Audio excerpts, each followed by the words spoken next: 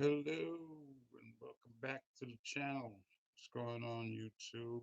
First of all, let me say before anything else, there will be spoilers. So if you have not watched this series of True Story with Kevin Hart, there are going to be spoilers. Just so you know, I'm just saying there will be spoilers. If this is your first time to the channel, please subscribe, like or dislike. Doesn't really matter, but you can leave a comment. Tell me why. Okay, so I watched the series, right? True Story, and it really captured a lot of what is wrong with our society today. Let me just start by first saying that I think it was well written, um, well directed, and it was a limited series, obviously. So I think it was pretty good. The ending, um, it was very sad, right? Because he had to end up killing his own brother on some Cain and Abel type of, relationship. But it's hard to tell which one is Cain and which one is Abel because it's like they're both Cain, right? It's like Cain killing Cain, not really Cain killing Abel. Let me explain. So the character played by Kevin Hart is pretty much who he is today. This popular guy, funny comedian, doing well for himself, wealthy, etc., etc. The character of the older brother, played by Wesley Snipes, is what I'd say what the average family member of someone who has acquired riches or wealth is, right? This person has a relationship with the family member that's wealthy, but it's kind of strained for different reasons. They're into different things where they get in, these issues with money, and it's just one of these things that it's true. It rings true because I mean I'm not wealthy, but I can see it happening. How if you have a family member that's really close, like a brother, and this person goes on to achieve something great and they're always getting you out of a jam because you're doing this, you're doing that. It kind of rings true, it just, like I said, how it was shot, with the cinematography, the storyline, the writing, it rings true to situations that I have witnessed, not on such a grand scale but on a small scale, where somebody's doing well and this other person that's in their family is kind of dragging them down because of what they're into, and always run to this person to kind of bail them out. That's like the long and short of the story. Why I think it is kind of disturbing, though, is because the ultimatum was that he had to kill his brother to be free of those situations and be free of like his brother coming back to him in the future with the very same kinds of issues.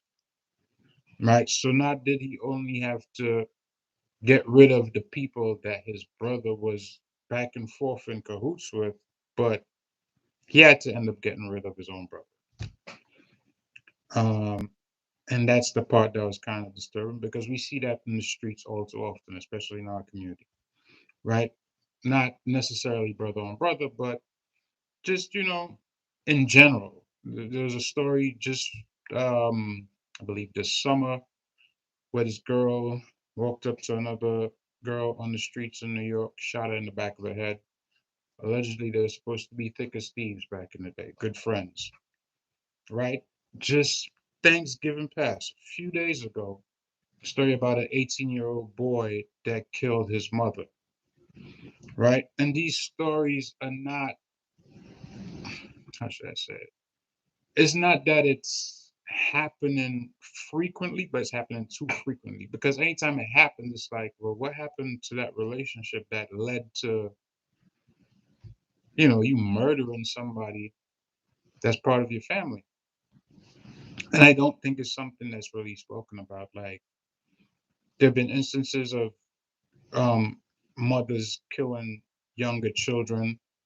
Um, I think there's a brother that did a video on this one, as well as the father and son that had the shootout in the yard. It was caught on on home surveillance. These kinds of stories, they happen. Now, does it happen in other communities or other, peoples? I don't know. I honestly don't know. I live in a neighborhood that is pretty diverse. Obviously, there's lots of um, blacks, there's whites, there's not a lot, but they are. There's, more than just a few. Um, Hispanics and Latin Americans, both Puerto Ricans, Dominicans, whatever. And, there's it's not a high crime area, so I won't exaggerate it and say it like that. But in the past, there have been some pretty um, serious incidents. Okay, there have been people shot and killed in this area. I mean, within stone throws distance. They were involved in different things, which I guess played a big part in that. But the fact that it still happened, you know, it's it's not good, obviously, right? So, but these things happen in the urban community, and that's why I felt like the story rang true. And the bad part about it was that this was the only end that he saw for himself. To get out of it, basically, this was his only out to kill his own brother. And I think that's the sad part of it, because if you watched it, the whole thing that precipitated the entire series was he went out. Kevin Hart went out with Wesley Snipes. They went to a club, right? Wesley Snipes offered him a drink. Kevin Hart was not supposed to take that drink. That's basically what it came down to. One decision that he made, which he knew that he shouldn't have made, and it precipitated the whole series. Because he had that one drink, he had several more, ended up getting drunk, went up to his room with a woman that he did not know, who turned out to be a plant by Wesley Snipes to extort money from Kevin through a third party.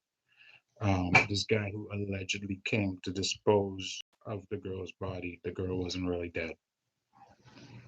But that one decision that he made, yeah, okay, you want to go hang out and whatever the case is. If you know you're not supposed to be drinking, then you shouldn't drink. I know it's hard. I know it's peer pressure. I've been there. Trust me. I know, you know, sometimes you go hang out, you haven't seen people for a long time, offer you a drink, you're like, all right, I'm gonna have one or two. 7, 8, 9 drinks later, you know, throwing up, you're a mess, get into a fight, whatever, crazy stuff that happens when, you get into things that you're not supposed to get into. So I fully understand that. But in a situation like that, when you have so much to lose, when there's so much on the line, the smart thing would have been like, you know what? No, I can't. I can't. And you can be honest about it and say, you know what? When I drink, I'm a different person. The beast comes out, or whatever it is you got to say to get this person off your back. If they want you to do drugs, they want you to drink, even if it's smoking marijuana. There's people that can't smoke. I've been around people that can't smoke weed. They start acting stupid. Same thing for drinking. You have a couple, you're fine. You have 4 or 5, especially if you're drinking hard liquor, forget about it. They start acting crazy. So, people have their limits. And I think that whole series was just, if you watched it, that is the decision that he himself made, Kevin Hart, to take that which precipitated the whole thing, ended up with him having to kill off, the brother. So it's sad, um, because even before he killed the brother, he killed the two people that was chasing the brother. He killed this other guy that was trying to extort him, the Greek guy. So it was a mess. Like I said, good series though. But I think the end message was, you know, it wasn't a good one. Yeah, you have people in your life that will be probably forces of destruction, but you have to stay away from these people. You have to know, like, okay, if I go down this road with this person, it's not going to end well because it's already happened in the past. Obviously, if it was the first time, you don't know. You don't know. But you have to be able to judge a person's character. Judge them by their actions, judge them by their works. If they're trying to push you to do something that you very well know you don't want to do, you shouldn't do it. End of story. All right. So until next time, I hope you like the video. I hope you like the content, and I will keep it coming.